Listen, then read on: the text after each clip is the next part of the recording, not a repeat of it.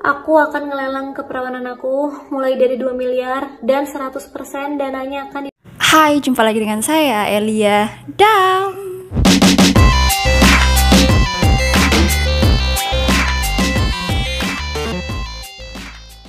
Teman-teman, apa kabar nih semuanya? Puasanya gimana? Lancar? Insya Allah ya, insya Allah aman dan tetap terkendali.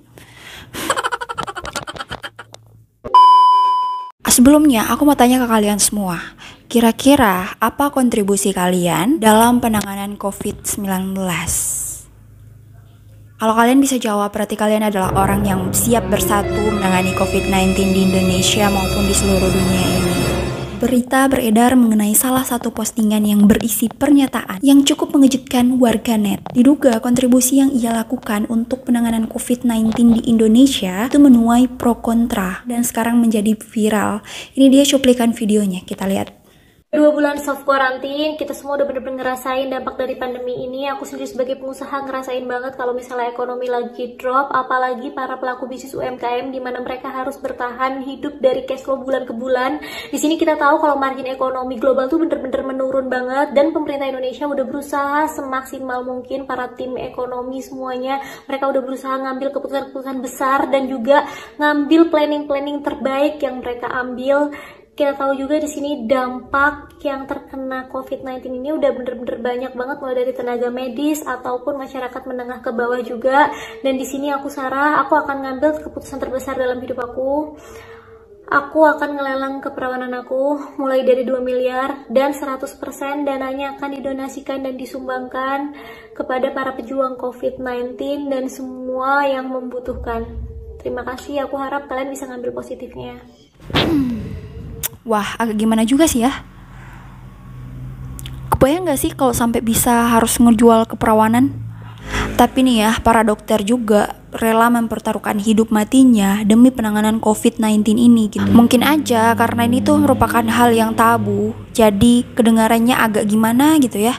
Sesuatu yang mengganjal bahkan menuai pro dan kontra gitu. Peristiwa ini terjadi pada dan diposting di media sosial miliknya. Berita tersebut beredar di mana-mana dan menjadi viral. Public figure yang bernama Sarah Kale ini, atau apa sih, gimana sih nyebut namanya ini? Kale ya? Atau Kale? Entahlah.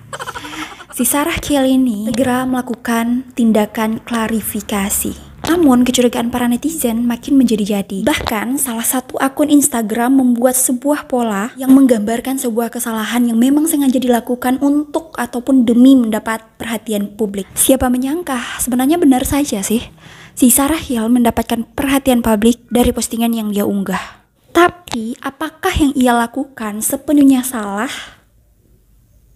Diduga Sarah Kale melakukan semua itu semata-mata hanya untuk menyindir orang-orang yang gak sadar akan perjuangan para pakar dan dokter di Indonesia, karena masih banyak aja orang-orang yang mau jalan-jalan kemana-mana, jalanan sampai rame, mall sampai rame, padahal keadaan lagi pandemi. Ia kesal dan akhirnya timbullah ide membuat sebuah video sindiran ataupun bentuk bercandaan katanya. Menurut kalian gimana nih? Salah nggak sih apa yang ia lakukan? Komen di bawah, aku pengen banget dengar pendapat kalian. Menurut aku nih ya, gak ada salahnya menyadarkan orang lain. Bahkan aku nih support sama caranya Kak Sarah yang dengan berani mengampanyekan bentuk kesadaran diri untuk saling membantu penanganan COVID-19 di Indonesia ini gitu. Namun di sisi lain aku juga jadi kasihan sih sama Kak Sarah karena mendapat bulian bahkan dan hujatan dari para netizen. Kasihan juga sih ya. Akhirnya ia membuat lagi sederet kalimat klarifikasi yang ia unggah di laman Instagramnya. Bahkan ia mengunggah sebuah tulisan di story Instagramnya yang dimana menggambarkan ia akan puasa sosmed dulu dan tidak mau ataupun belum mau merespon DM apapun dan dari siapapun. Berarti dia lagi pusing banget guys. Jangan diganggu dulu karena dia mau nenangin diri dulu karena barusan dia mendapatkan banyak bulian dan hujatan dari para netizen. Dan aku mau tanya nih, apakah kalian termasuk yang nge-DM dia? Stop dulu deh, jangan bertingkah dulu karena dia lagi stres kali ya. Dan di klarifikasinya ia melontarkan kata maaf dengan tulus kepada para netizen. Bahkan katanya ia cukup kaget karena postingannya mendapatkan banyak respon, dan respon itu merupakan hate speech dari para netizen. Dan dampaknya bukan hanya ke dia tapi juga ke keluarganya yang cukup kaget akan kejadian ini. Katanya sih ya, ia nggak ada niat seriusan sama sarkasme ataupun bercandaan yang ia buat di postingannya itu.